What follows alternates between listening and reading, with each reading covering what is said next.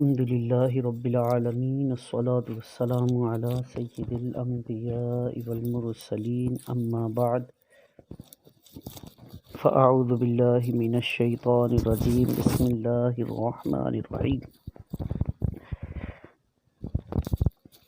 آج ہم ایک اہم یہ بھی ٹاپک ہے، موضوع ہے جس کے اوپر بات کر رہے ہیں۔ وہ ہم کیونکہ شرعی رہنمائی نہیں ہوتی اس لیے مسٹیکیں کرتے رہتے ہیں۔ پہلے ہم نے ایک بار اللہ کرے آپ نے وہ سنا ہو، جیسے میں نے عرض کیا تھا، ہم سبحان اللہ الحمدللہ یہ کہنے کی بجائے سبحان اللہ سبحان اللہ سبحان اللہ کہتے ہیں، معاذ اللہ، الحمدللہ الحمدللہ کرتے رہتے ہیں۔ تو اس طرح فوائد ملنا کوئی سمجھ میں نہیں آتا۔ تو اگر کہنا ہے تو سبحان اللہ الحمدللہ ہے، تو اس طرح ترکیب بنائی جائے تاکہ وہ الفاظ درست ہوں۔ اسی طرح ایک اور مسئلہ ہے، وہ لوگ بات چیت کر رہے تھے کہ جی وہ اللہ تعالیٰ تو ہر جگہ حاضر ناظر ہے نا، اللہ تعالیٰ کے لیے ایسا لفظ بول رہے تھے کہ جی وہ تو ہر جگہ موجود ہے نا، وہ تو دیکھ رہا ہے نا، اس طرح کے الفاظ بولے جا رہے تھے، حالانکہ یہ مناسب نہیں ہے۔ اللہ تعالیٰ کے لیے یہ نہیں ہے، اللہ تعالیٰ کی مخلوق کے لیے، اللہ تعالیٰ کے بندوں کے لیے تو بولا جا سکتا ہے، اللہ تعالیٰ کے لیے حاضر و ناظر بولنا یہ مناسب نہیں۔ میں کچھ اس کے بارے میں عرض کرتا ہوں۔ ایک تو یہ سن لیجئے کہ اللہ تعالیٰ کو حاضر ناظر نہیں کہنا چاہیے۔ اچھا کیوں؟ کیونکہ اللہ عز و جل جگہ اور مکان سے پاک ہے، اور ہر جگہ میں حاضر ناظر ہونا یہ اللہ تعالیٰ کی ہرگز صفت ہی نہیں ہے۔ اللہ تعالیٰ جگہ اور مکان سے پاک ہے، تو اس لیے ہم اللہ تعالیٰ کے لیے ہر جگہ حاضر ناظر کا جو لفظ ہے وہ استعمال نہیں کریں گے۔ آئیے میں ان کے کچھ لغوی معنی بھی عرض کر دوں۔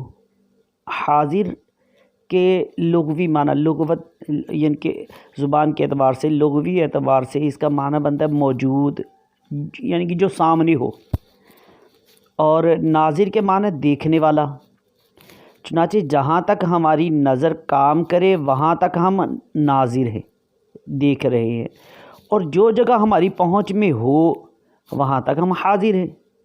مثلا آسمان ہے، آسمان تک نظر کام کرتی ہے، وہاں تک ہم ناظر ہیں، دیکھ سکتے ہیں، دیکھ رہے ہیں نا، اور جو جگہ ہماری پہنچ میں ہو وہاں تک ہم حاضر ہیں۔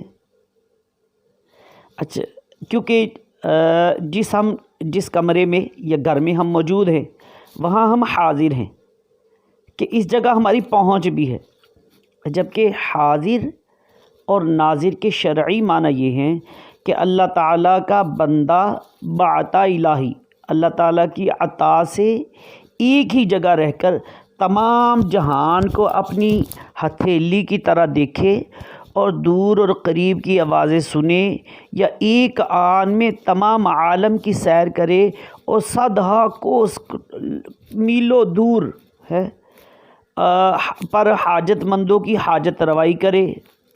اچھا یہ رفتار خواہ صرف روحانی ہو یا جسم مثالی جسم کے ساتھ ہو، قبر میں مدفون جسم جو ہے اس سے ہو، یا کسی دوسری جگہ موجود جسم سے، تو یہ جو ہے یہ بندوں کے لیے تو تعریف صحیح ہے۔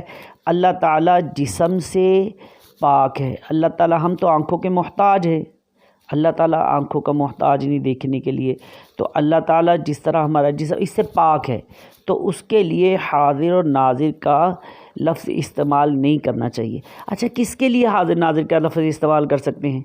کیا سرکار دو عالم صلی اللہ علیہ وسلم کے لیے حاضر ناظر ہم کا لفظ استعمال کر سکتے ہیں؟ آئیے اس کے بارے میں بھی سنیے۔ جی ہاں، اللہ عز و جل کی عطا سے سرکار دو عالم صلی اللہ علیہ وسلم حاضر بھی ہیں اور ناظر بھی ہیں، یعنی آپ صلی اللہ علیہ وسلم اپنی قبر انور میں رہتے ہوئے نور نبوت سے اپنے ہر امتی کے ہر عمل کا مشاہدہ فرما رہے۔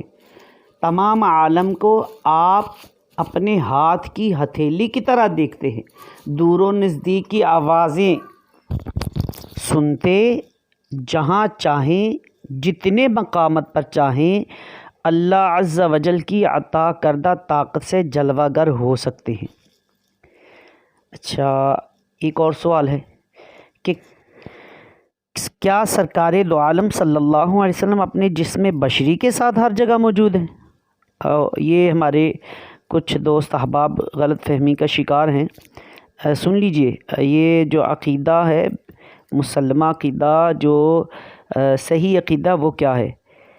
ہم سرکار دو عالم صلی اللہ علیہ وسلم کے جسم بشری کے ساتھ ہر جگہ موجود ہونے کا عقیدہ رکھتے ہیں یا کون سا؟ سنیے، سرکار دو عالم صلی اللہ علیہ وسلم اپنے جسم بشری کے ساتھ ہر جگہ موجود نہیں ہیں، بلکہ آپ صلی اللہ علیہ وسلم اپنی نورانیت، روحانیت اور علمیت کے اعتبار سے ہر جگہ اسی طرح موجود ہیں جس طرح سورج آسمان پر ہوتا ہے، لیکن اپنی روشنی اور نورانیت کے ساتھ روئے زمین پر موجود ہوتا ہے۔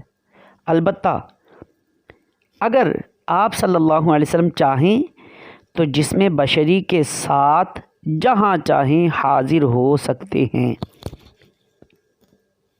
تو یہ ذہن نشین کر لیجئے۔ اچھا، کیا سرکار دو عالم صلی اللہ علیہ وسلم کا یہ جو حاضر ناظر ہونے کا عقیدہ ہے کہ اپنی مرضی سے میں بیان کر رہا ہوں یا قرآن پاک میں بھی اس کا کوئی ثبوت ہے؟ تو آئیے قرآن پاک کی کچھ دلیلیں پیش کرتا ہوں۔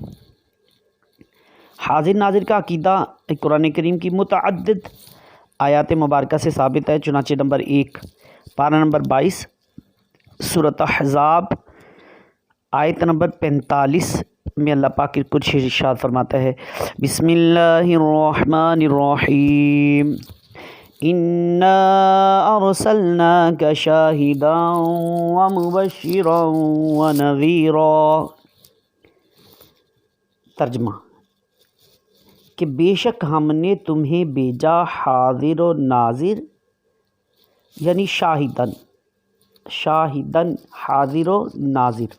اس آیت کے تحت تفسیر روح المعانی میں ہے، یعنی ہم نے آپ کو ان سب پر گواہ بنا کر بھیجا جن کی طرف آپ صلی اللہ علیہ وسلم رسول بنا کر بھیجے گئے ہیں۔ آپ صلی اللہ علیہ وسلم ان کے احوال کو دیکھتے ہیں، ان کے اعمال کا مشاہدہ فرماتے ہیں، جو کچھ بھی تصدیق اور تکذیب ان سے صادر ہو رہی ہے اس پر گواہ بن رہے ہیں۔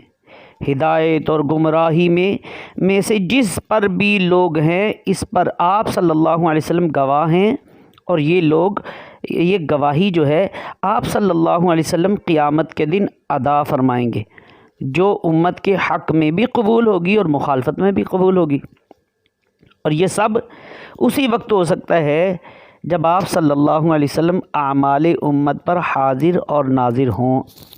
ایک تو یہ، ایک اور بھی پارہ نمبر 2 سورہ بقرہ کی آیت نمبر 143 143 میں اللہ پاک ارشاد فرماتا ہے، وَكَذَلِكَ جَعَلْنَاكُمْ أُمَّةً وَسَطًا لِتَكُونُوا شُهَدَاءَ عَلَى النَّاسِ وَيَكُونَ الرَّسُولُ عَلَيْكُمْ شَهِيدًا۔ اور بات یوں ہی ہے کہ ہم نے تمہیں کیا سب امتوں میں افضل کہ تم لوگوں پر گواہ ہو، اور یہ رسول تمہارے نگہبان اور گواہ۔ اس آیت کے تحت تفسیر روح البیان میں ہے، رسول کریم صلی اللہ علیہ وسلم کا امت کے بارے میں گواہی دینے کا مطلب یہ ہے کہ آپ نور حق کی وجہ سے دین پر چلنے والے ہر دیندار کے رتبے کو جانتے ہیں اور اس کے دین کی حقیقت کو بھی جانتے ہیں، نیز اس رکاوٹ سے بھی واقف ہیں جس نے امتی کو دین میں کمال حاصل کرنے سے روک رکھا ہے۔ بس آپ صلی اللہ علیہ وسلم اپنی امت کے گناہوں کو پہچانتے ہیں، ان کے ایمان کی حقیقت کو جانتے ہیں، امت کے اعمال کو جانتے ہیں، ان کی نیکیوں کو جانتے ہیں، برائیوں اور اخلاص اور نفاق سب کو نور حق کی وجہ سے جانتے اور پہچانتے ہیں۔ اور یہ سب صورتیں یہ اسی صورت میں ممکن ہیں کہ آپ صلی اللہ علیہ وسلم اعمال امت پر حاضر اور ناظر ہوں۔ اسی طرح قرآن پاک بہت جگہ پہ آپ کی رہنمائی کرے گا، میں مختصر کرنے کی کوشش کر رہا ہوں۔ اچھا، کیا یہ حاضر ناظر کا عقیدہ قرآن پاک کے بعد احادیث مبارکہ سے بھی کچھ اس کی وضاحت ملتی ہے؟ احادیث مبارکہ میں بھی ہے، تو آئیے سنیے۔ قرآن پاک کے بعد احادیث مبارکہ میں بھی حاضر و ناظر کا عقیدہ یہ ثابت ہے۔ میں کچھ احادیث مبارکہ عرض کرنے لگا ہوں۔ نمبر 1، سیدنا ثوبان رضی اللہ تعالیٰ عنہ سے مروی ہے کہ سرکار مدینہ صلی اللہ علیہ وآلہ وسلم نے ارشاد فرمایا، اللہ عز و جل نے میرے لیے زمین سمیٹ دی ہے تو میں نے اس کے مشرق اور مغرب کا تمام حصہ دیکھ لیا ہے، اور عن قریب میری امت کی حکومت وہاں تک پہنچے گی جہاں تک کہ زمین میرے لیے سمیٹی گئی۔ تو معلوم ہوا کہ آپ صلی اللہ علیہ وسلم ایک مقام پر موجود ہوتے ہوئے پوری روئے زمین کو ملاحظہ فرما رہے تھے۔ نمبر 2، سیدتنا اسماء بنت ابی بکر رضی اللہ تعالی عنہا سے مروی ہے کہ سرکار دو عالم صلی اللہ علیہ وسلم نے نماز کسوف ادا فرمائی، فراغت کے بعد اللہ عز و جل کی حمد و ثنا کی، پھر ارشاد فرمایا، ہر وہ شے جس کو میں نے پہلے نہیں دیکھا تھا اسے میں نے اس مقام پر دیکھ لیا، یہاں تک کہ جنت اور دوزخ کو بھی دیکھ لیا۔ یہ شان مصطفیٰ صلی اللہ علیہ وسلم۔ تو معلوم ہوا کہ آپ صلی اللہ علیہ وسلم نے زمین پر تشریف فرما ہو کر جنت اور دوزخ کو ملاحظہ فرمایا۔ یہ بخاری شریف کی حدیث پاک میں نے عرض کی۔ ام المومنین، نمبر 3، ام المومنین سیدتنا ام سلمہ رضی اللہ تعالیٰ سے مروی ہے کہ ایک شب سرکار دو عالم صلی اللہ علیہ وسلم بیدار ہوئے اور فرمایا، سبحان اللہ، اس رات میں کس قدر فتنے اور خزانے اتارے گئے ہیں۔ تو معلوم اس حدیث پاک سے ہوا کہ آپ صلی اللہ علیہ وسلم آئندہ ہونے والے فتنوں کو اپنی آنکھوں سے ملاحظہ فرما رہے ہیں۔ نمبر 4، سیدنا انس رضی اللہ تعالیٰ عنہ سے مروی ہے سرکار دو عالم صلی اللہ علیہ وآلہ وسلم نے جنگ موطا میں شریک سیدنا زید، سیدنا جعفر، سیدنا ابن رواحہ رضی اللہ تعالیٰ عنہم کی شہادت کی خبر لوگوں کو اس طرح دی کہ گویا موطا جو کہ مدینہ منورہ سے بہت ہی دور ہے، وہاں جو کچھ ہو رہا ہے اس کو سرکار مدینہ صلی اللہ علیہ وسلم مدینہ شریف سے دیکھ رہے ہیں۔ نمبر 5، ام المومنین سیدتنا میمونہ رضی اللہ تعالی عنہا سے روایت ہے کہ سرکار دو عالم صلی اللہ علیہ وسلم ایک رات میرے پاس تشریف فرما تھے کہ آپ حسب معمول نماز تہجد کے لیے اٹھے اور وضو کرنے کی جگہ تشریف لے گئے۔ میں نے سنا کہ آپ صلی اللہ علیہ وسلم نے 3 مرتبہ فرمایا کہ میں تیرے پاس پہنچا اور تو مدد کیا گیا۔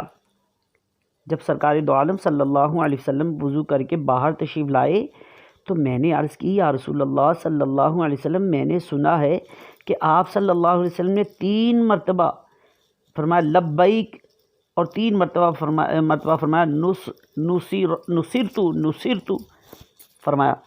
گویا کہ آپ صلی اللہ علیہ وسلم کسی سے کلام فرما رہے ہیں۔ کیا آپ صلی اللہ علیہ وسلم کے پاس کوئی تھا؟ تو سرکار دو عالم صلی اللہ علیہ وسلم نے ارشاد فرمایا، راجز مجھ سے فریاد کر رہا تھا۔ سیدنا راجز رضی اللہ تعالیٰ عنہ مکہ مکرمہ میں اور سرکار دو عالم صلی اللہ علیہ وسلم مدینہ منورہ میں تھے۔ اللہ تعالیٰ سے دعا کرتا ہوں کہ جو ہم نے سنایا اس کو یاد رکھ کر دوسروں تک پہنچانے کی توفیق عطا فرمائے، اور میرے لیے اور آپ کے لیے اس کو ذریعہ نجات بنائے۔ سرکار دو عالم صلی اللہ علیہ وسلم کی اس پکی سچی محبت نصیب فرمائے، آمین، بجاہ النبی الامین صلی اللہ علیہ وسلم۔